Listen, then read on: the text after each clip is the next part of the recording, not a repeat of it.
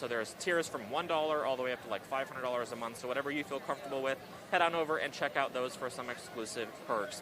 We're now going to pass it off to Zoe here, who has an interview with a Trump supporter. Zoe? Thank you, Jordan. Yes, I just finished having a great conversation with Stephen here. Yes, Stephen, yes. he is a native to Kansas City. Bear man. Bear man, what they call Bear Man. He is actually here in Oklahoma. Yeah.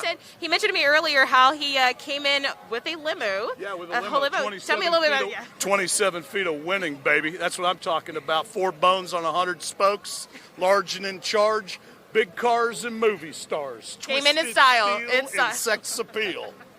In style. So, Stephen, tell me a little bit about yourself. Tell me, when did you become a Trump supporter, and what drew you to him, and what were you always a conservative, Republican? Tell me. Yeah, I walked away from the Republicans back in 2006. Once we gave them a trifecta from 04 to 06, they spent like drunken sailors, and they became, basically Democrats. So I walked away from them back then.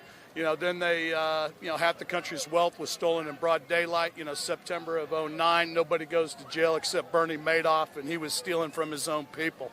Then, of course, they ushered in Obama to normalize Marxism in the United States of America, teeing it up for Hillary to do us in. I just, you think it'd be common sense you wouldn't vote for a guy named Obama for president of the United States, particularly since that wasn't even his real name, but. Well, thank you for sharing that. One more question for you too. Where do you stand with all the issues that are taking place in today? I should say more recently with the whole BLM movement, the whole police, anti-police, anti-government, almost basically. Where do you stand with all that? Well, the thing is that if you're going to burn down cities and defund the police, you're no friend of ours.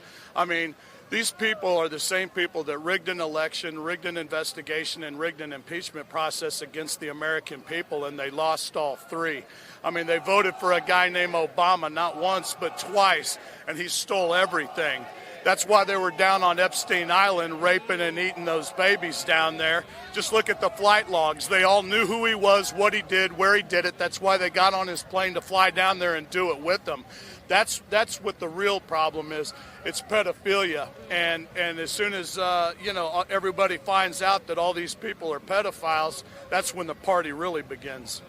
Yes, we got to expose them for who they really are and show people, give people the truth instead of continuing. $65,000 worth of hot dogs. Please explain that to me. Wow. It's in their own emails. Wow. Well, thank you for sharing that. Not a problem. Thank you for sharing that. I had one question for you. Yeah. Why do you choose today not to wear a mask? Well, the reason why I don't wear a mask is because it's not easy being a trendsetter.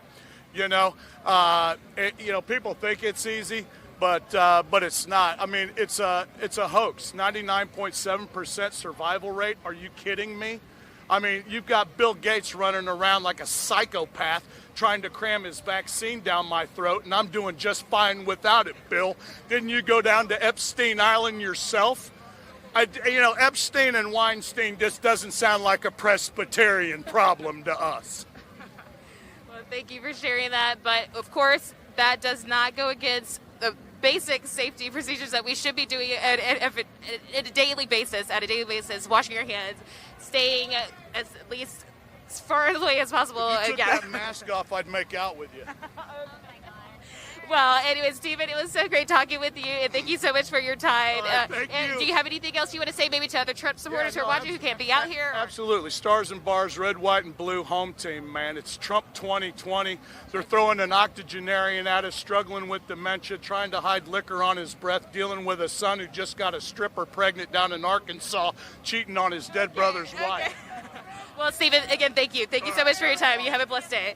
Well, he had a lot to say, and we'll hear some more stories, I'm sure. And, thank you, Liz. Okay, we're going to hop it off. There was some chanting going on over here. I'm going to see if we can snag some interviews.